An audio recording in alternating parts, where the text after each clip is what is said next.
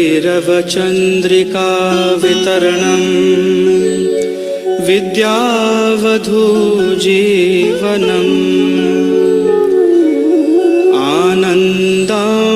आनन्दाम्बुधिवर्धनम् प्रतिपदं पूर्णामृतस्वादनम्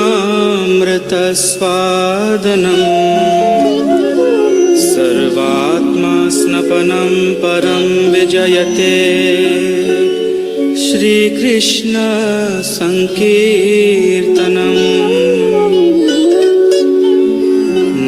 नामकारि बहुधा निज सर्वशक्ति तत्रार्पिता नियमित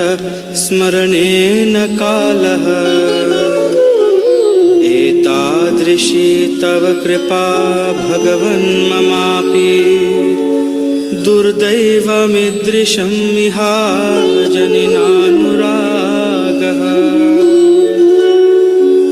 तृणादपि सुनीचेन तरोरपि सहिष्णुना